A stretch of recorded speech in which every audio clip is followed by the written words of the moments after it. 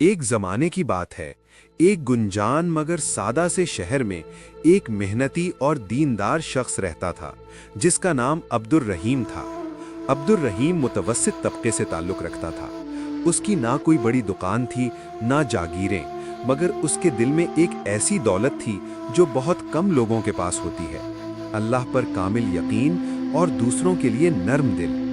عبد الرحیم صبح فجر کی اذان کے ساتھ جاگتا، وضو کرتا، نماز ادا کرتا اور دعا میں ہمیشہ ایک جملہ ضرور کہتا: اے اللہ، آج میرے ہاتھ سے کوئی نیکی کرا دے، چاہے وہ چھوٹی ہی کیوں نہ ہو۔ عبد الرحیم شہر کی ایک تنگ گلی میں چھوٹی سی کریانے کی دکان چلاتا تھا۔ اس کی دکان پر زیادہ رش نہیں ہوتا تھا، مگر جو بھی آتا عبد الرحیم کی خوش اخلاقی اور ایمانداری کا قائل ہو کر جاتا۔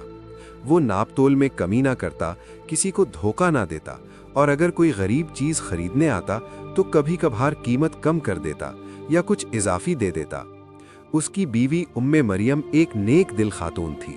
گھر میں زیادہ آسائشیں نہ تھیں مگر سکون تھا۔ ایک بیٹی مریم تھی جو 8 سال کی تھی، معصوم، با اخلاق اور باپ کی طرح نرم دل۔ عبد الرحیم کی ایک خاص عادت تھی، ہر جمعے وہ لازمی صدقہ دیتا، کبھی کسی فقیر کو کھانا، کبھی کسی یتیم کو کپڑے، کبھی کسی مسافر کو کرایہ۔ اگر جیب بالکل خالی ہوتی تو مسکرا کر کہتا: اللہ نیت دیکھتا ہے، رقم نہیں۔ ایک دن جمعے کا دن تھا، دکان کی آمدنی کچھ خاص نہ ہوئی تھی۔ گھر کے خرچ، بجلی کا بل اور بچوں کی فیس سب ذہن میں گھوم رہے تھے۔ عبد الرحیم کے پاس صرف 500 روپے بچے تھے جو اگلے دن راشن کے لیے رکھے گئے تھے۔ اسی دوران دکان کے باہر ایک بوڑھی عورت آئی۔ اس کے کپڑے پرانے تھے، آنکھوں میں نمی اور آواز میں لرزش۔ بیٹا، 2 دن سے کچھ کھایا نہیں، اگر اللہ کے نام پر کچھ مل جائے۔ عبد الرحیم کے ہاتھ لمحہ بھر کو رک گئے۔ 500 روپے اس کی آخری جمع پونجی تھے۔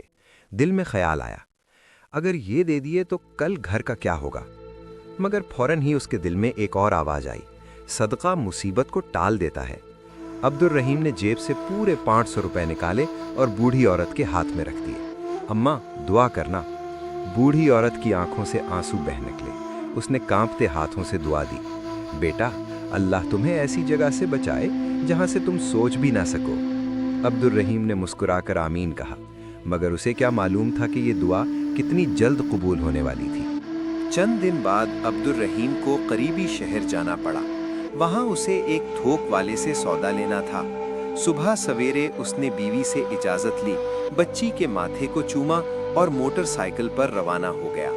راستہ سنسان تھا، ایک طرف کھیت، دوسری طرف پرانی عمارتیں۔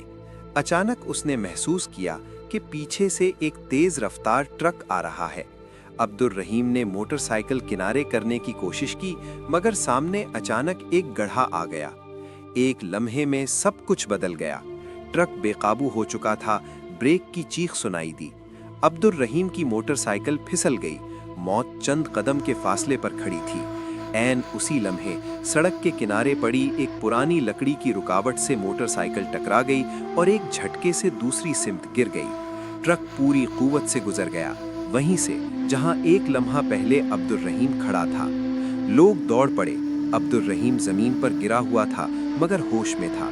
جسم پر معمولی خراشیں تھیں مگر جان محفوظ تھی۔ ایک بزرگ نے حیرت سے کہا: بیٹا، اگر تم 1 انچ بھی ادھر ہوتے تو ٹرک کے نیچے آ جاتے۔ عبد الرحیم کے کانوں میں ایک ہی جملہ گونج رہا تھا: اللہ تمہیں ایسی جگہ سے بچائے جہاں سے تم سوچ بھی نہ سکو۔ اس کی آنکھوں سے آنسو بہنے لگے۔ وہ سجدے کی حالت میں زمین پر جھک گیا۔ یا اللہ، یہ تیرا کرم ہے، یہ صدقے کی برکت ہے۔ کچھ دن بعد جب عبد الرحیم دکان پر بیٹھا تھا، وہی بوڑھی عورت دوبارہ آئی۔ اس بار اس کے کپڑے صاف تھے، چہرے پر سکون تھا۔ بیٹا، میں تمہارا شکریہ ادا کرنے آئی ہوں۔ عبد الرحیم حیران ہوا۔ بوڑھی عورت بولی: جس دن تم نے مجھے پیسے دیے تھے اسی رات میرے بیٹے کی جان بچ گئی۔ میں نے تمہارے لیے دل سے دعا کی تھی۔ عبد الرحیم کی آنکھیں بھر آئیں۔ اس نے سمجھ لیا کہ صدقہ صرف دینے والے کو نہیں بلکہ لینے والے کو بھی جوڑ دیتا ہے، دعا کے رشتے میں۔ اس واقعے کے بعد عبد الرحیم کی زندگی بدل گئی۔ اس کا یقین اور مضبوط ہو گیا۔ اس نے اپنی دکان کے باہر ایک تختی لگا دی: صدقہ کمی نہیں، حفاظت ہے۔ لوگ پوچھتے: क्या वाकई सदका जान बचा सकता है? अब्दुर्रहीम मुस्कुरा कर कहता, मैं जिंदा मिसाल हूँ। अंजाम। आज भी अब्दुर्रहीम हर जुमा सदका देता है, मगर अब उसका दायरा वसी हो चुका है।